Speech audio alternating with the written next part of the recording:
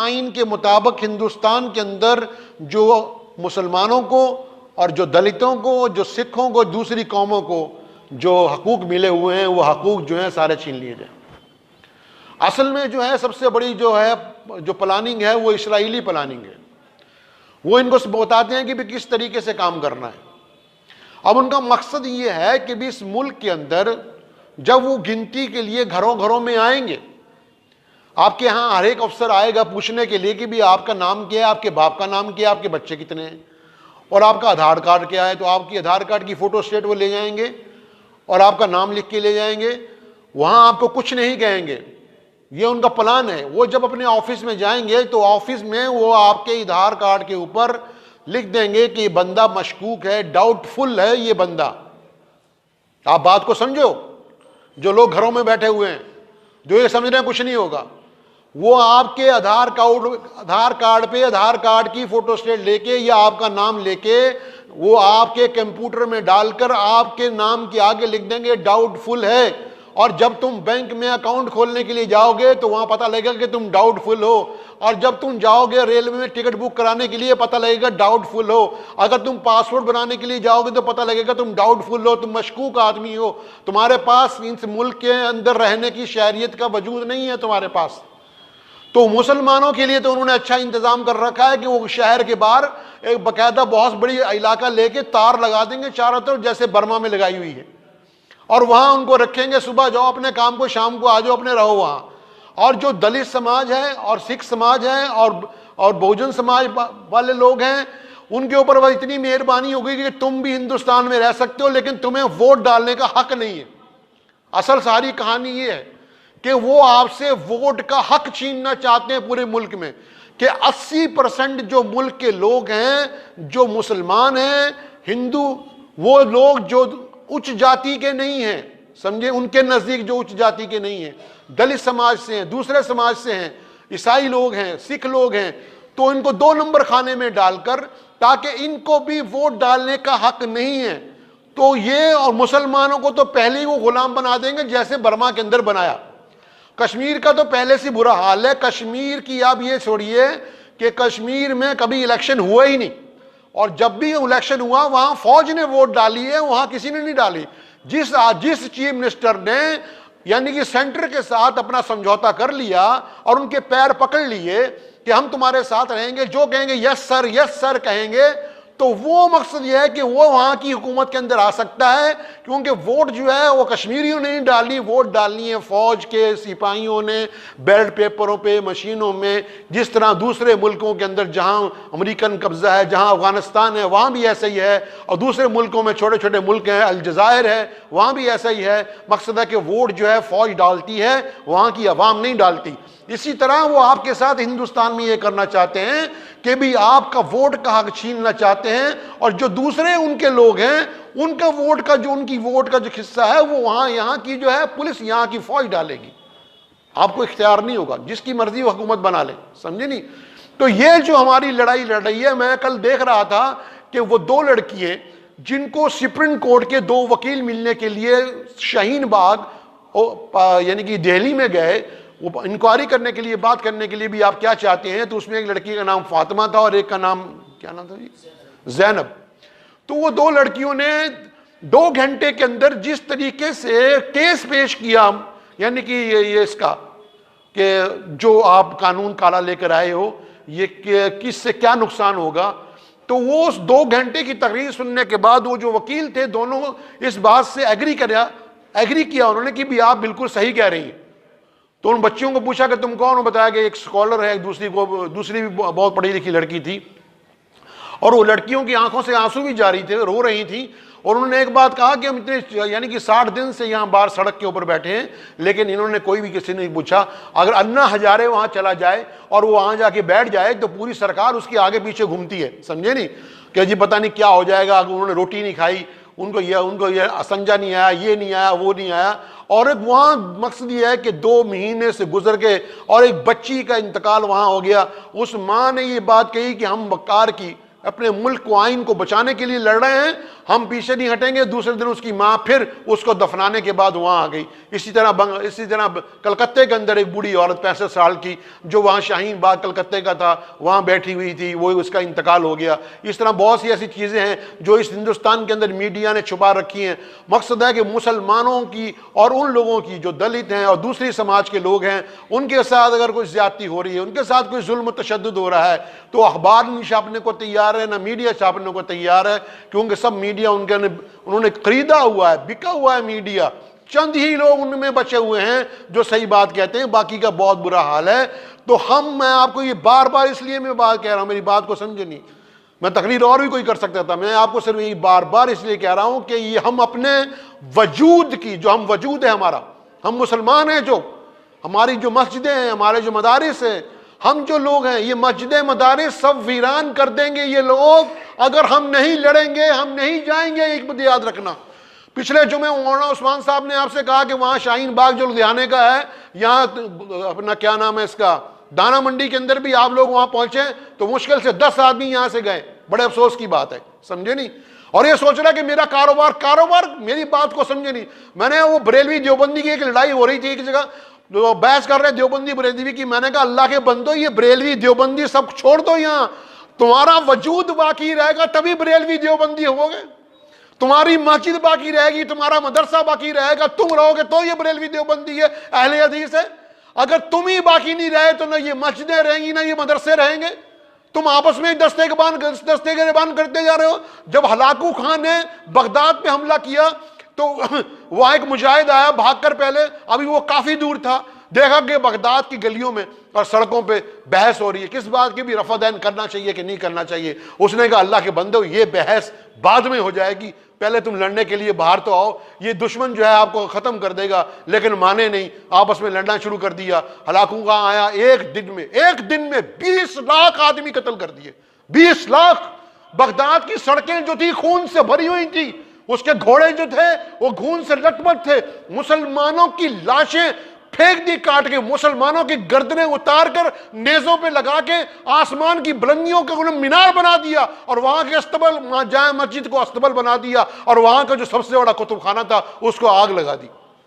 میں نے یہی کہا تھا دیوبند والوں سے بھی, میں نے کہا تم جو بولنے کو تیار نہیں, یہ جو تمہارا دیوبند ہے اور یہ جو تمہاری دیوبند کے اندر لائبریری ہے, میں نے کہا یہ جب آئیں گے اندر گھس کے تمہاری یہ ساری لائبریری کو آگ لگا دیں گے, تمہاری داڑیاں پکڑ کے باہر کھینچیں گے, سمجھے نہیں. اس وقت تم کو یہ خیال آئے گا ہو ہم نے بات نہیں مانی تھی. اب بھی وقت ہے, میں آپ کو بار بار کہتا ہوں, اب بھی وقت ہے آپ کے پاس, سمجھے نہیں. یہ سوچ لو کہ ہر آدمی گھر میں اگر 4 آدمی ہیں تو 2 آدمی اس مہم کے اندر روزانہ جائیں. اگر تمہارے گھر میں 4 آدمی ہیں تو 2 آدمی مہم میں جائیں. اگر گھر میں 2-3 بہنیں ہیں تو ان کو بولو 2 بہنوں کو برقع پہنا کے لے جاؤ. لڑنا, ہم نے لڑائی لڑ رہے ہیں, ہم اپنے وجود کی لڑائی لڑ رہے ہیں, وجود کی, ہمارا اندر جو وجود ہے, ہم جو مسلمان ہیں اپنے وجود کی لڑائی لڑ رہے ہیں.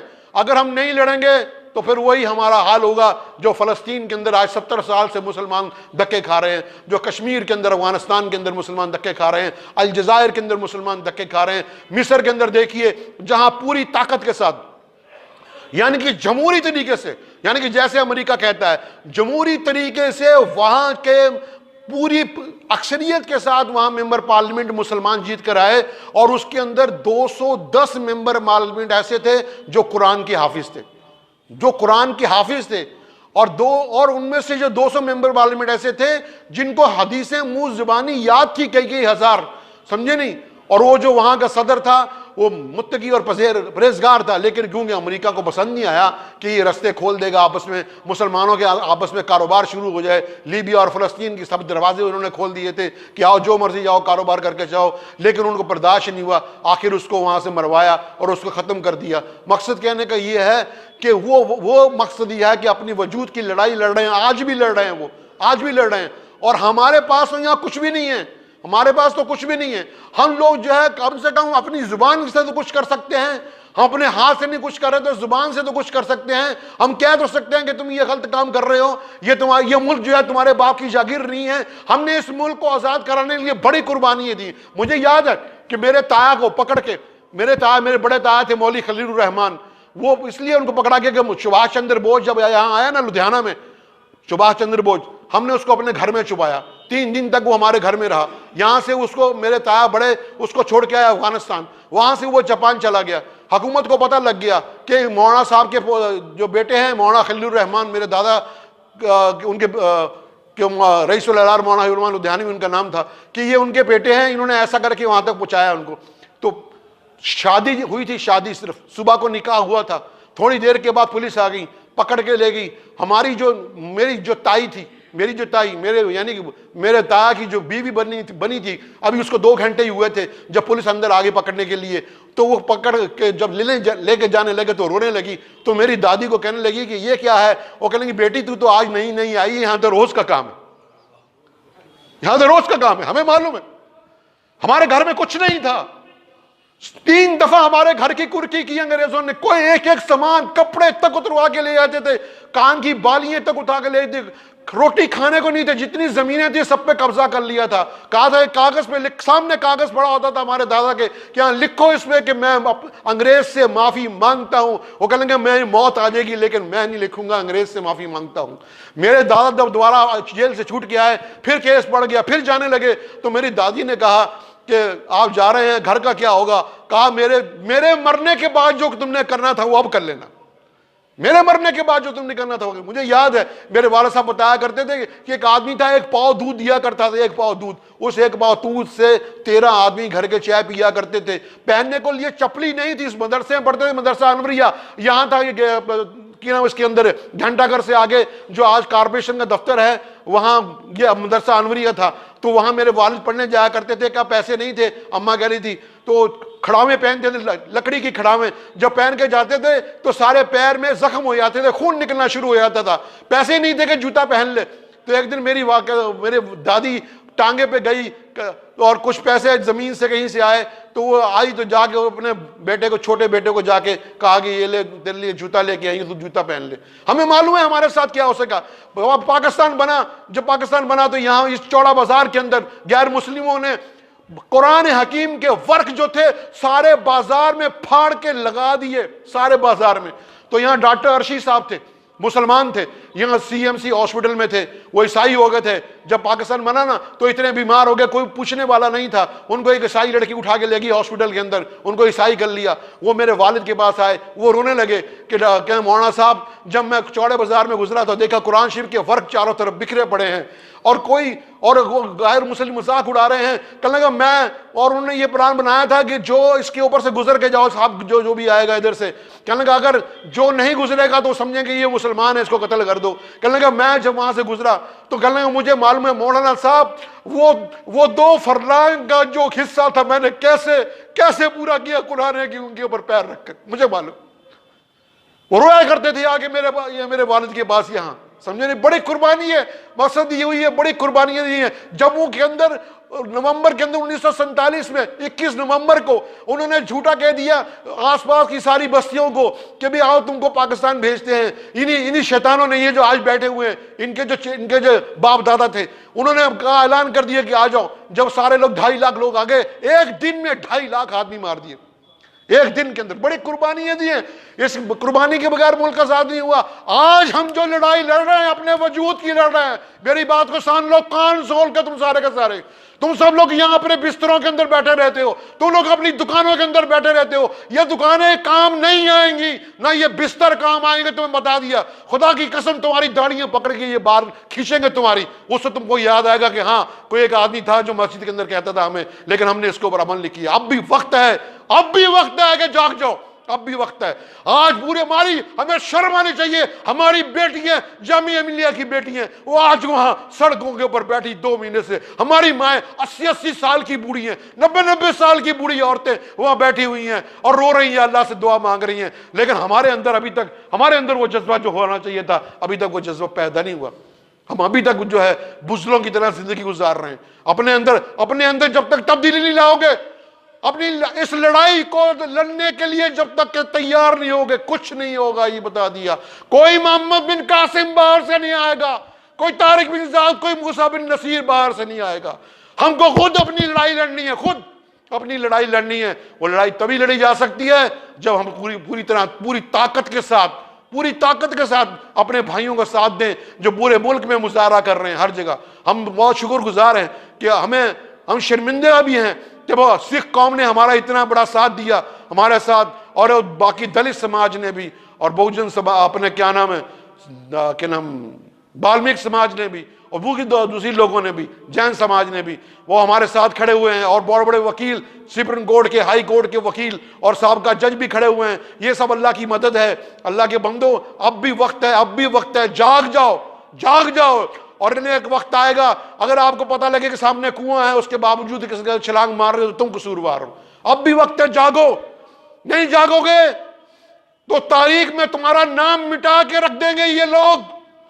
ہماری بہو بیٹیاں کھڑی ہوں گی, ہماری گردنیں اتار دی جائیں گی, ہماری بہو بیٹیوں کو یہ کتوں کی طرح نوچیں گے. اتنی یاد رکھ لینا میری بات, اتنی بات میری یاد رکھ لینا.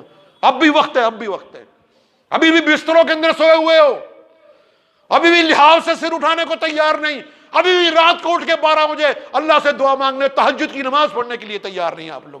کتنے لوگ ہیں جو تہجد کی نماز پڑھتے ہیں؟ کتنے لوگ ہیں تہجد کی نماز میں اٹھ کے دعا کر رہے ہیں کہ یا اللہ یہ مسلمانوں پہ جو مصیبت آئی ہے اس کو ختم کر دے؟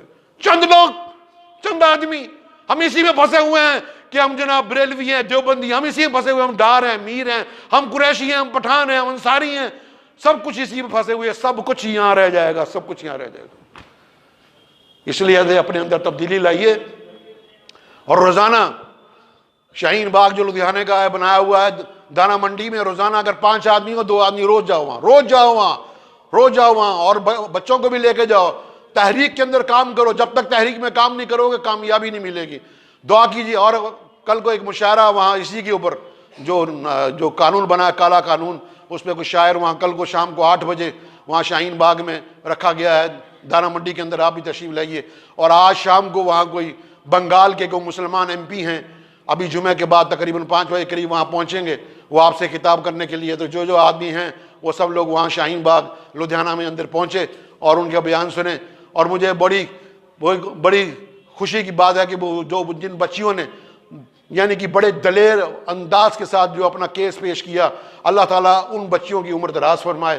اور اللہ تعالیٰ تمام امت مسلمہ کو پوری دنیا کے اندر مسلمانوں کو اللہ تعالیٰ طاقت عطا فرمائے, شوکت عطا فرمائے. اللہ تعالیٰ ہر مصائب سے, مصیبت سے اللہ تعالیٰ محفوظ فرمائے. اور ہمارے اندر وہ جذبہ حریت جو پیارے نبی حضرت محمد مصطفیٰ صلی اللہ علیہ وسلم نے ہمیں دیا ہے. پیارے نبی صلی اللہ علیہ وسلم تنا تھے, تنا پورا کفر ایک طرف تھا, لیکن پھر بھی کہا لا الہ الا اللہ, لا الہ الا اللہ. تو پیارے نبی صلی اللہ علیہ وسلم کے امتی ہیں ہم. طارق بن زیاد گئے اندلس, اور طارق بن زیاد نے جا کے کشتیاں جلا دی جس کو آج اسپین کہتے ہیں, اور وہاں جا کے اللہ اکبر کی صدائیں بلند دی. قطب بن مسلم نے چائنا کو جا کے فتح کیا. موسیٰ بن نصیر نے